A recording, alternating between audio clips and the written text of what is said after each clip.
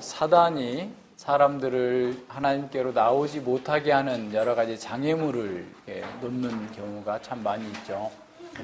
그래서 사단은 어떤 사람들에게는 영적인 어떤 안도감을 줍니다. 그러니까 자신이 이런 종교 행위를 하고 있기 때문에 너는 구원받았다. 그러니까 걱정하지 말고 예전에 하던 방식대로 그냥 살아도 된다라고 하는 이런 거짓된 안도감을 주는 것 또한 사단이 주는 거죠.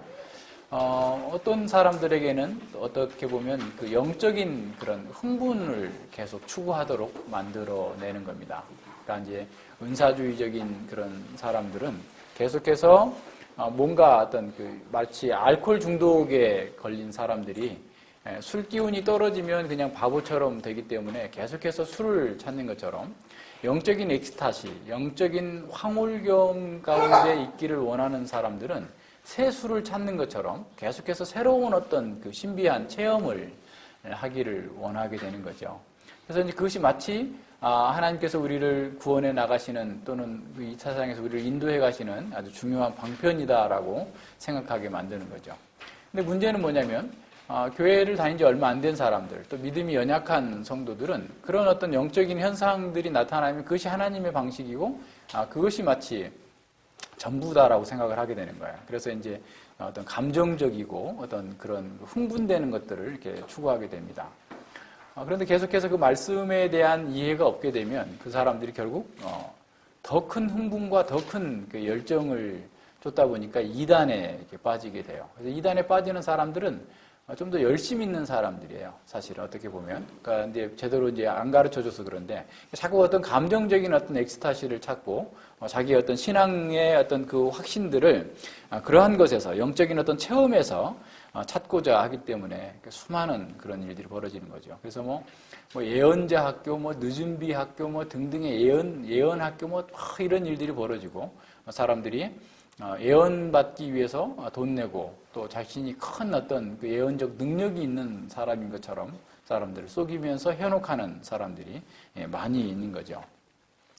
그런 사람들은 자신의 기도와 자신의 예배의 행위를 통하여서 하나님을 이렇게 조작할 수 있다라고 생각을 하는 거예요. 그러니까 자신의 어떤 큰 주술적인 힘이 있어서 자기한테 당신이 기도하면 안 되고 내가 기도하면 내가 당신의 어떤 문제를 고쳐줄 수 있다라고 하는 거죠. 마치 이 재물을 가지고 돈을 가지고 하나님의 환심을 살 수 있다라고 하는 것처럼 생각하는 거죠. 그러나 그것은 참 가증스러운 겁니다.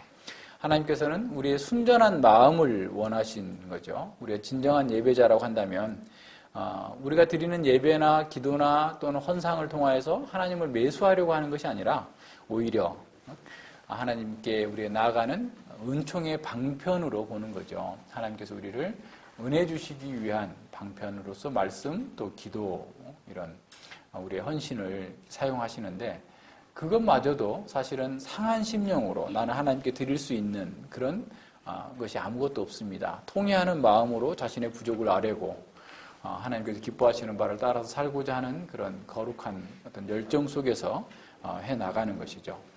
욥의 경우를 한번 생각해 보세요. 욥은 그 극심한 고난 속에서 자신의 질병을 치유해 주십시오. 자신의 자식들을 다시 살려내 주시옵소서. 자신의 재물들을 다시 회복해 주십시오라고 기도하지 않았어요. 이건 우리에게 굉장히 큰 도전이 됩니다. 욥이 계속해서 구했던 것은 뭐냐면 하나님을 만나고 싶은 거예요. 하나님을 만나기를 원했던 겁니다. 욥기 23장 3절과 5절에 보면 이렇게 욥은 호소하고 있습니다. 내가 어찌하면 하나님 발견할 곳을 알고 그리하면 그 보좌 앞에 나아가서 그 앞에 호소하며 변백할 말을 입에 채우고 내게 대답하시는 말씀을 내가 알고 내게 이르시는 것을 내가 깨달으리라. 오직 하나님께서 나에게 어떻게 말씀하시는 건가? 나의 문제가 무엇 때문인가? 나는 하나님께로부터 그 답을 찾기를 원한다라고 얘기하고 있는 거죠. 그러니까 욥은 재물의 회복이나 자식의 회복이나 건강의 회복을 추구하기보다 하나님, 그 하나님만을 추구하게 된 거죠. 사실은 자기 추구의 어떤 영적인 도착에 빠져 있는 사람들은 성경적인 신앙의 길과는 다른 길을 가고 있는 거예요. 성경에서 뭐라고 말하든 간에 그냥 자기 속에 있는 종교적 본성을 따라서 이렇게 나아가고 있는 것이죠. 그래서 우리는 이 욥의 기도를 통해서 욥의 삶과 우리의 삶, 또 욥의 기도와 우리의 기도가 어떻게 다르고 또 어떻게 같은지 점검해 볼 수 있는 그런 기회가 되기를 바랍니다. 욥기 처음 1장, 2장에서 욥은 자신에게 덮친 모든 재앙들을 사실은 조용하게 하나님의 뜻을 수용하는 그런 방식으로 반응했습니다. 여호와께서 이 모든 것을 주셨으니 이것을 취하신다고 한들 그런 여호와의 뜻 가운데에서 이루어지는 거다라고 얘기하고 있는 거죠. 그래서 하나님께서 모든 것들을 다 주시고 거둬가실 수 있는 분이기 때문에 나는 여호와를 송축할 수 있다라고 얘기하는 거예요. 그래서 우리가 이런 욥과 같은 태도를 가질 수만 있다고 한다면 사실은 그 자체로서 우리는 복 있는 사람들이다라고 하는 증거가 됩니다. 자신이 고난당하고 있는 현실을 이렇게 회피하지 않고 또 무시하지 않고 하나님께 정말 그 상황을 내가 가지고 나아갈 수만 있다면 또 현재 자신의 고난에 압도당하지 않고 주님께서 우리에게 가르쳐 주신 그 진리를 따라서 나아가고자 한다면 우리는 욥과 같이 정말 복된 길로 나아가고 있는 겁니다.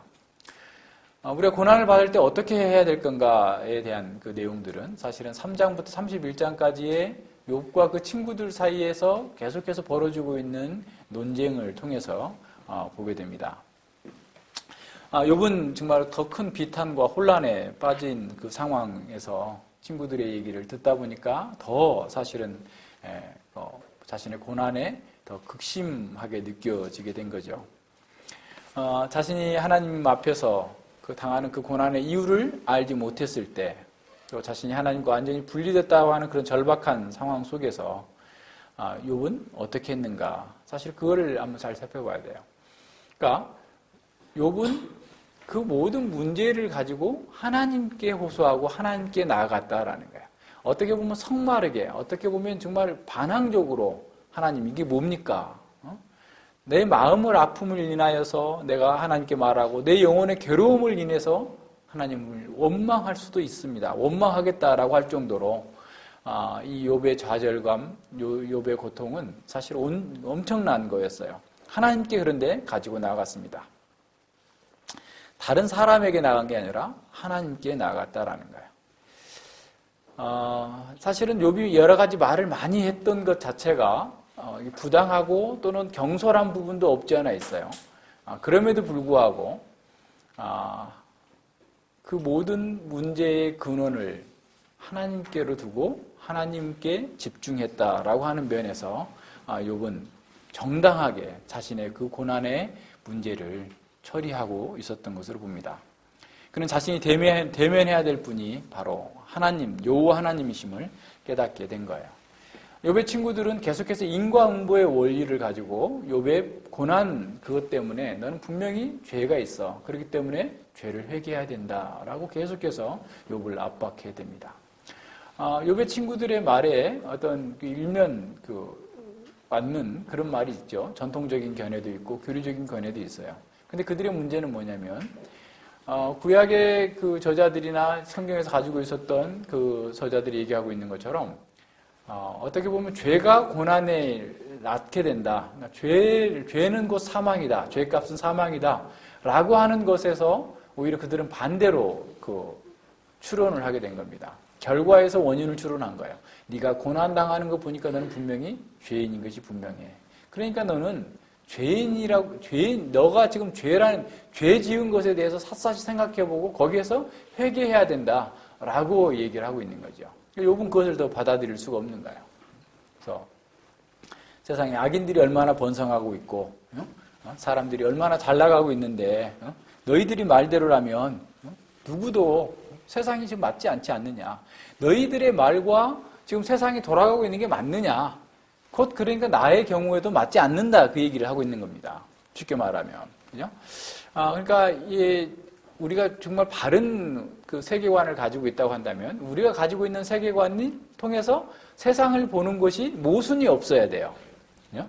근데 우리가 가지고 있는 세계관을 가지고 세상을 보고 이해하고 적용하는데 그게 모순이 되면 우리가 좀 잘못된 세계관을 갖고 있다는 거예요. 쉽게 말하면. 공산주의 세계관을 갖고 있는 사람들은 모든 그 자본의 소유, 물질의 소유 때문에 세상이 어렵고 힘들다라고 하는데 사실은 그게 아니잖아요. 그게 잘못된 세계관을 가지고 있고 그래서 이제 실패한 인생을 살 수밖에 없고 그 나라 국가 전체가 실패할 수밖에 없는 것이죠. 우리가 가지고 있는 세계관을 가지고서 우리가 우리 자신과 및 세상을 바라볼 때 모순이 없는 삶을 살고 있어야지 되는 거죠.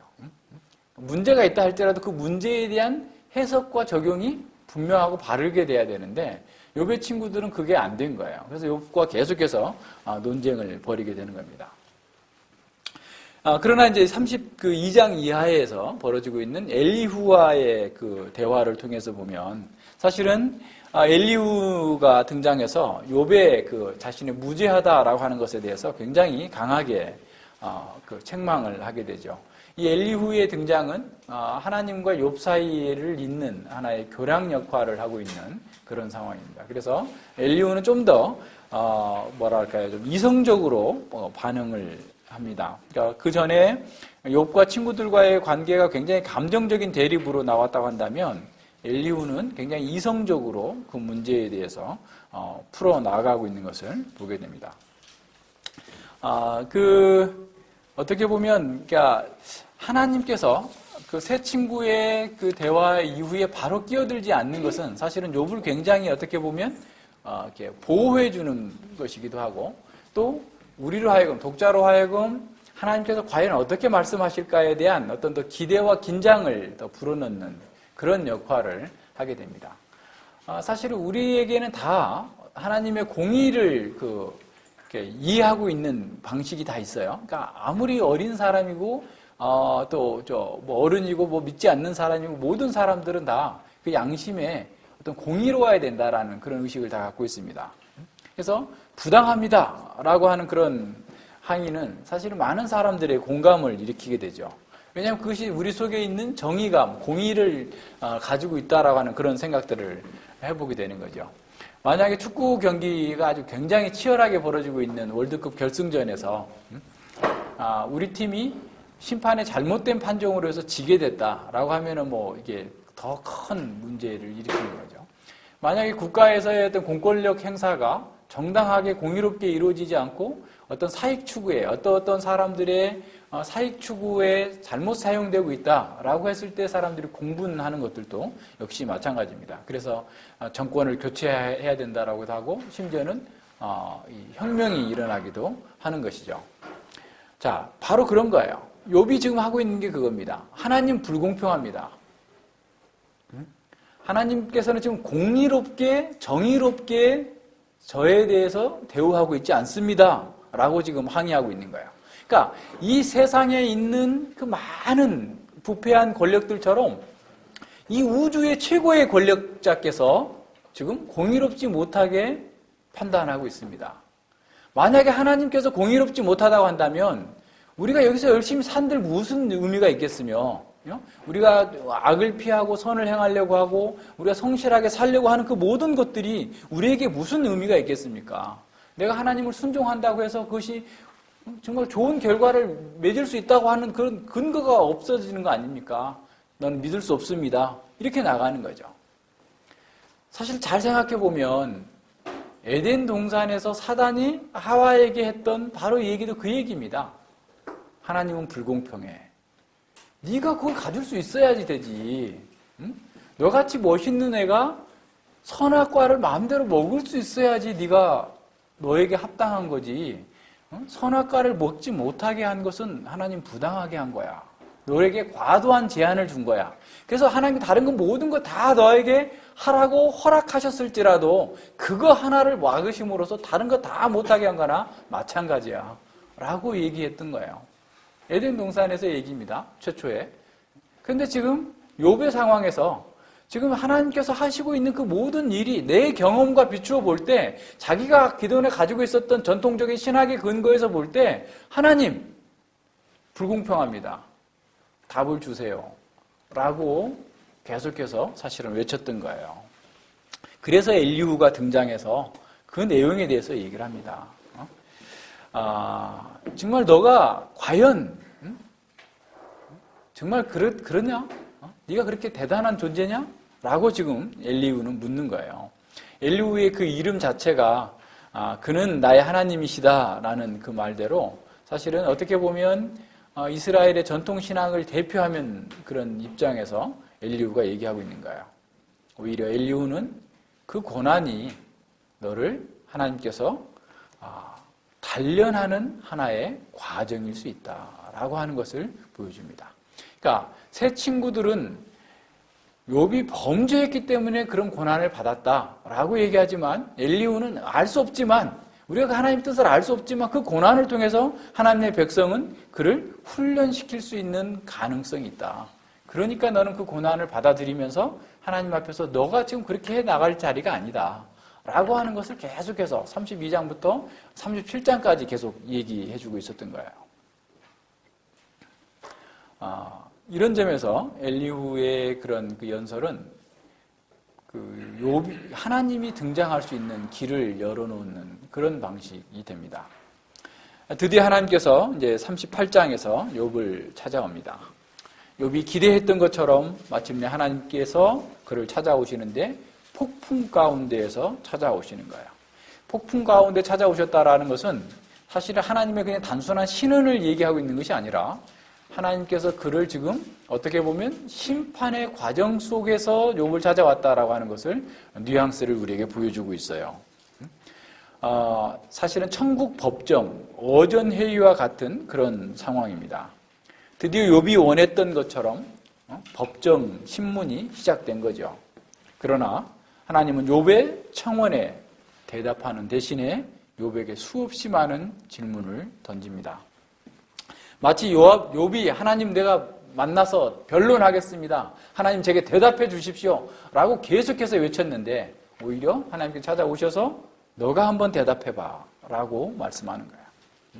욥의 소환장이 아니라 하나님께서 욥에게 소환을 하고 있는 것을 보여주는 거죠. 70가지가 넘는 질문을 계속해서 하십니다.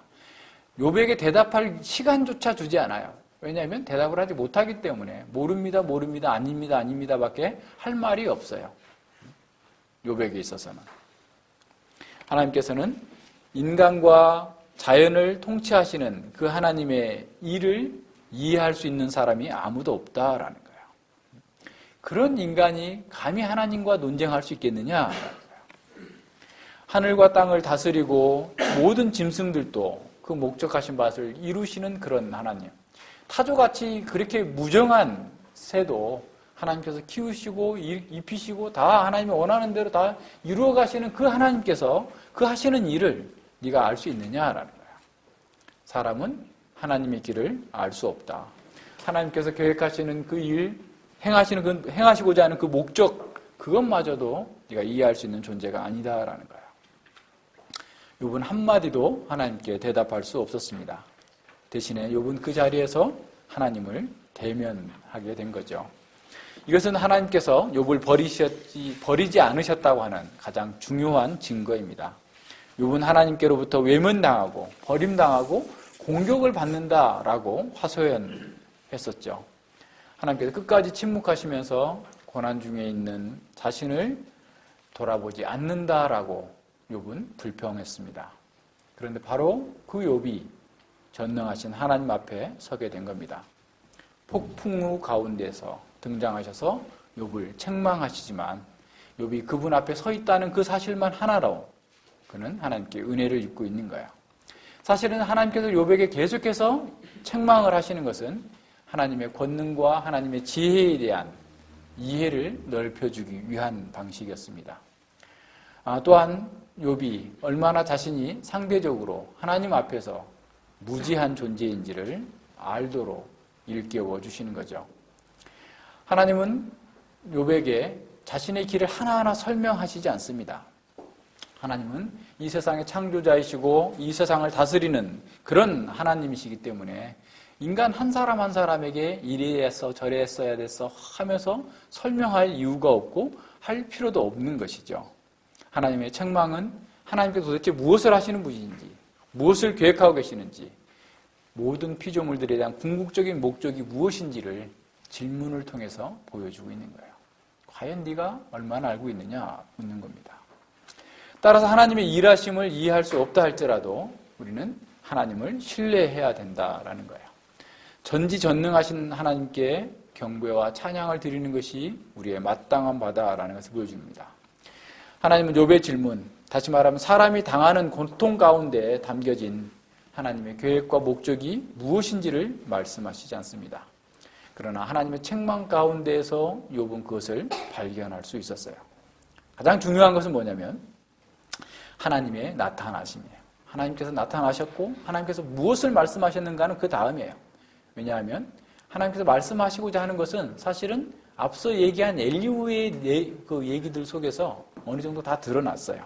지금 하나님 앞에서 더 하나님이 어떤 분인지를 알 수 있는 그 방식으로 지금 하나님께서 그를 찾아오시는 겁니다. 하나님께서 계속 묻는 거예요. 하나님 앞에서 너는 누구냐라는 거예요. 인간 너가 누구냐? 이 세상 창조할 때 내 옆에 있었느냐? 저런 큰 거대한 이 계절이 바뀌고 온도가 바뀌고 꽃이 피고 생물과 무생물계의 모든 것들이 작동하고 움직이는 그 일에 네가 관여할 수 있고 네가 어떻게 바꿀 수 있느냐라는 것을 묻는 겁니다. 하나님 앞에서 네가 그렇게 잘났다면 너가 한번 해봐 라고 말씀하시는 거예요. 욥은 그 모든 하나님의 말씀을 듣고서 자신은 회개할 수밖에 없는 존재다. 티끌 가운데 죄 가운데에서 회개할 수밖에 없습니다라고 고백하지 않을 수 없었어요. 친구들과 장황하게 친구들이 한마디 하면 두마디 세마디로 그것을 변론하고 변증했던 욥이 이제 하나님 앞에서 그 대답은 너무나 단순하고 긁기 짧습니다. 간결한 거죠. 그런데 그 짧은 답변 속에 욥의 참회가 담겨져 있습니다. 사실은 성경에서 이 한 사람에게 찾아오셔서 이렇게 많은 말씀을 하시는 것은 예수님 빼고는 지금 욥이 처음으로 가장 많은 거예요. 계속해서 말씀을 들려주시죠. 그런데 그 말씀을 통해서 욥은 무슨 생각을 하게 돼요? 계속해서 자신의 존재를 보게 되는 거예요. 그는 의인이었어요. 의로웠어요. 그 누구보다도 제의적으로 의로웠고 모든 사람들보다 거룩하게 살아왔어요. 그러나 그 하나님 앞에 섰을 때 그는 계속해서 그 질문 하나하나 속에서 내가 누구냐? 도대체 너는 뭐냐? 라고 하는 자기 성찰을 계속해서 하게 된 겁니다. 38장 1절부터 40장 2절까지 그리고 40장 6절부터 41장 31절까지 두 번으로 나누어지는 그 하나님의 말씀 속에 욥의 대답은 아주 간단하게 들어있어요.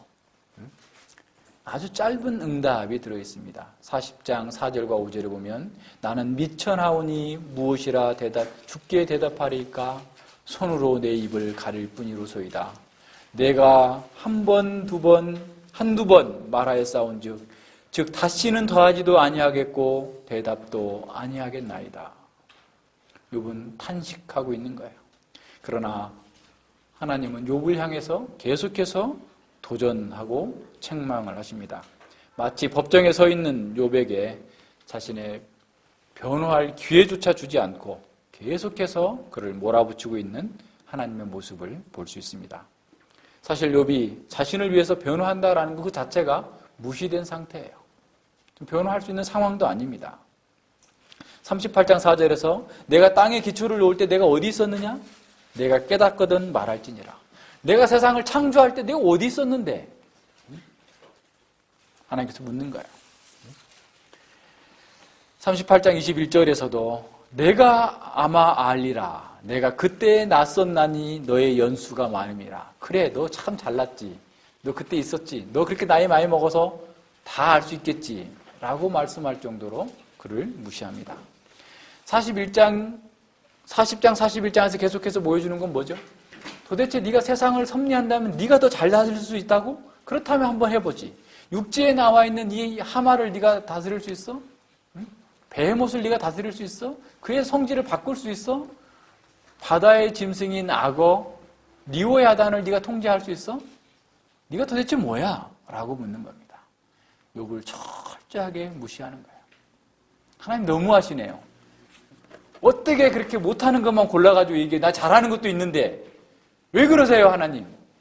우리는 늘 그렇게 하는 거야. 내가 이렇게 했는데도 하나님 이거밖에 안 해주세요? 우리가 이렇게 했는데 왜 나는 이렇게 안 돼요? 등등의 계속해서 하나님께 불평과 원망을 쏟아놓고 있는 것 자체가 어떤 거냐면 지금 욥이 만난 하나님을 만나지 못한 거예요. 욥은 지금 하나님을 만난 거예요.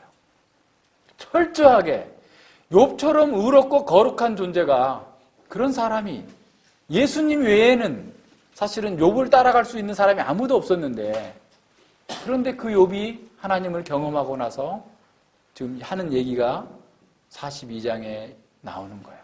42장 1절로 6절에 있는 욥의 기도입니다. 욥은 그동안 계속해서 불만을 토로했죠. 그런데 하나님께서는 그의 불만 그 자체가 부적절하다라고 말씀하시는 거예요. 아예 그의 논의에서 관심의 대상도 안 되는 거예요. 너의 불평, 너의 불만, 너의 지금 말하고 있는 그 모든 것들은 너 자신에게도 나에게도 아무런 관심의 대상도 될 듯 부적절하다라는 겁니다.